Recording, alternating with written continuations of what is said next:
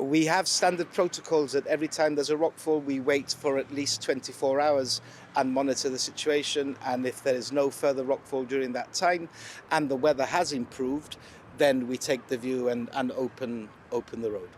Now, on the ground, because we've had a number of rockfalls in that area in the last few months, a recent one just a few short months ago.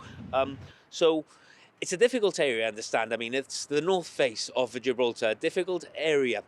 What preventative works can your team undertake in order to make the area as secure as possible, especially given now the population shift on this side?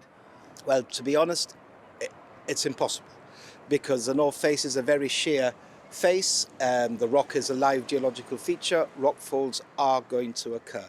So we can't stop the rockfalls from happening, but what we do try and do is try and mitigate the effect of rockfalls. One particular case is Hassan Centenary, and people may be concerned because of the proximity of Hassan Centenary, but during the design process we do a rockfall assessment, we look at rockfall trajectories, and Hassan Centenary Terraces is actually built outside the rockfall envelope, so we know that if there is a rockfall, it won't reach Hassan Centenary. Newer builds on Devil's Sour Road, such as the E1 building, are on the side just underneath the north face. Any peculiarities, any extra features or additions to new developments to counteract, mitigate those effects of rockfalls? Yeah, E1 was a particular, an interesting one. The rockfall envelope is actually, it encroaches marginally in the rockfall envelope, but then the developer had to do extreme amount of mitigation. There is no fenestration windows at the back of the building. The back of the building is reinforced, the roof is reinforced. The only thing that's at the back is the car stacker, so there's no access to people. So there was a lot of mitigation that went into that, and they had to demonstrate that what they were doing was safe. And we were satisfied in the end that when we balanced the risk, that it was safe for the E1 to proceed.